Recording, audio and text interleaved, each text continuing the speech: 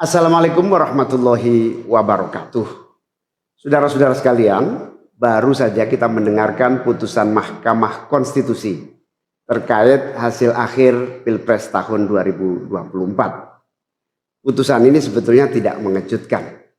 Putusan hari ini mengkonfirmasi bahwa kita semua termasuk MK tak kuasa menghentikan laju pelemahan demokrasi di negeri kita tercinta. Sebagai catatan, kami sangat bangga dengan 3 hakim MK yang menyatakan dissenting opinion. Yang saya muliakan Profesor Saldi Isra, Profesor Eni Nurbaningsih, Profesor Arif Hidayat. Mereka adalah orang-orang yang mulia yang menjadi harapan bagi tegaknya konstitusi dan kembalinya marwah Mahkamah Konstitusi ke depan. Dan mereka akan menjadi catatan indah dan baik dalam sejarah kita berbangsa dan bernegara. Profesor Saldi Isra tadi mengingatkan tentang keadilan substansial, bukan sekedar keadilan prosedural. Ini adalah catatan amat penting yang sayangnya terabaikan dalam proses demokrasi kita akhir-akhir ini. Artinya kita memiliki tugas yang masih panjang. Sebab demokrasi kita sesungguhnya masih ringkih dan harus terus-menerus dijaga dan dirawat. Namun kami masih menerima dan kita semua menghormati keputusan Mahkamah Konstitusi ini sebagai keputusan yang final dan mengikat. Saudara-saudara sekalian, perlu usaha kita semua untuk terus-menerus memperkuat demokrasi. Perlu sensitivitas kita semua untuk terus-menerus menjaga agar amanat reformasi tidak tergerus walaupun proses penggerusannya berjalan pelan-pelan, sedikit-sedikit yang seringkali membuat kita terlena.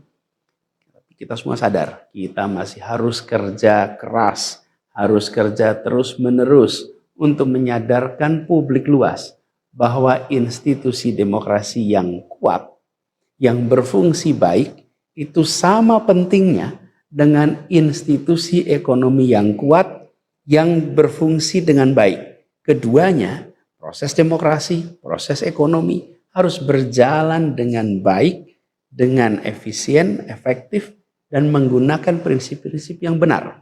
Oleh karena itu kita semua harus terus bekerja, harus terus merangkul dan memperkuat masyarakat.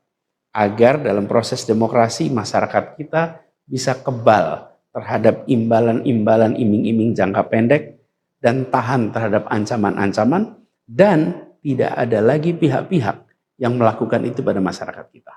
Saudara-saudara, atas alasan ini semua kami akan terus berkomitmen terhadap gerakan perubahan dengan cita-cita jangka panjang, memperkuat pilar-pilar demokrasi serta menghadirkan keadilan dan kemakmuran bagi semua dalam kesempatan apapun yang bisa kita raih di masa yang akan datang. Cita-cita kita untuk membangun negara yang menjamin keleluasaan berbicara dan kebebasan mengkritik. Negara di mana warganya bebas memilih tanpa iming-iming imbalan sesaat dan tekanan maupun ancaman. Ini tidak akan berhenti. Kita harus terus berjuang bersama-sama.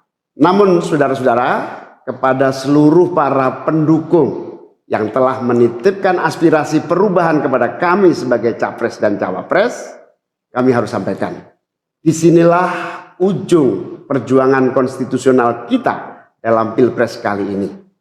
Keputusan MK hari ini menjadi penanda berakhirnya seluruh proses Pilpres 2024. Saudara-saudara sekalian, salah satu prinsip demokrasi yang baik adalah peaceful transition of power. Perpindahan kewenangan yang berjalan dengan damai dari presiden petahana yang segera akan berakhir masa jabatannya kepada presiden terpilih. Dengan segala catatan tentang problematiknya proses Pilpres 2024 kali ini, kami berkomitmen untuk menjaga prinsip peaceful transition of power itu. Dan kami memilih untuk menjadi bagian yang terus menjaga, terus membangun mutu demokrasi di Indonesia. Oleh karena itu, pada hari ini kami menyatakan bahwa bagi kami proses Pilpres 2024 telah terlewati seluruh fasenya. Kami sampaikan kepada Pak Prabowo dan Pak Gibran, selamat menjalankan amanat konstitusi, selamat bekerja menunaikan harapan rakyat yang kini diembankan di atas pundak bapak-bapak berdua. Saya sempat berkali-kali ditanya pendapat pribadi tentang Pak Prabowo, dan saya jawab beliau adalah seorang patriot. Hari ini saya terus mempercayai sebagai seorang patriot. Beliau adalah seorang yang telah mengalami pendidikan modern sejak usia belia dan berasal dari keluarga intelektual yang amat terpandang.